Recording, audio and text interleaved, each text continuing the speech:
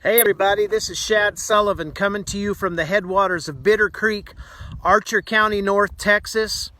We have to talk. State officials will be assisting to help identify potential alternative markets if a producer is unable to move animals, and if necessary, advise and assist on depopulation and disposal methods. Ladies and gentlemen, we are plowing under vegetable crops from coast to coast. We are euthanizing millions of chickens. We are aborting sows and burying feeder pigs. We are dumping milk by the hundreds of thousands of gallons, and now they are preparing us to depopulate the fat cattle ready to harvest because of a bottleneck created by the effects of COVID. This thing hasn't been created by COVID, but the effects of COVID and the logistics therein. We are in trouble. Our food supply is in trouble, and I am appealing to producers and consumers across the nation to start calling. Yesterday, the first shipment of imported beef from the country of Namibia hit the shores of the United States of America. And yet this morning, they are telling us to prepare to euthanize harvest-ready cattle. Am I the only one that sees a problem in this? It is time we get the American people back to work. It is time we get money flowing. It is time we get food on the shelves. Because if you're not concerned about this food supply problem, you better be. We have a huge supply and demand of food across this nation. We can feed the world ourselves, and yet we're destroying our harvests. At the same time, we are importing beef from other countries, beef that is less regulated than our beef, less safe, not as high quality of product, and yet it's happening. At the same time, they are preparing for us to euthanize our harvests.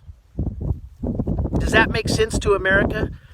For the last 10 years, we have been pressed to be sustainable.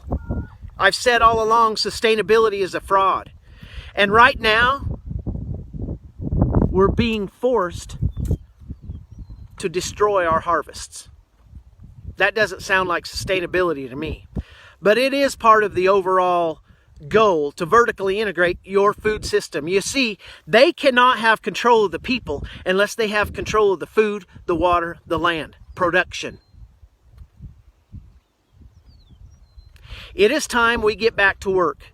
It is time the American people force the government to listen to us. We are of, by, and for the people. This is not Nancy Pelosi's country.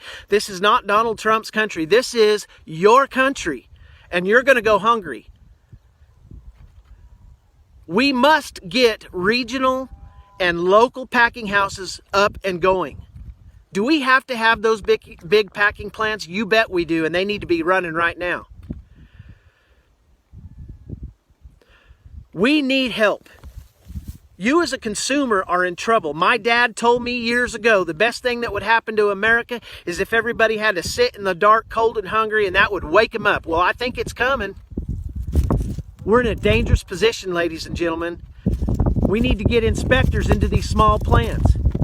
We need to get better inspectors. We need to get going on this today, not tomorrow, today. You need to be calling your legislators. We need to be opening up the country. Your food supply is in danger.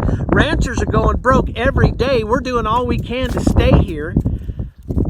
We are in crisis in America. This is a crisis. This is a national crisis. And everybody's just sitting back enjoying their time off, enjoying that $1,200. Not knowing that overnight you're going to go hungry. It's coming.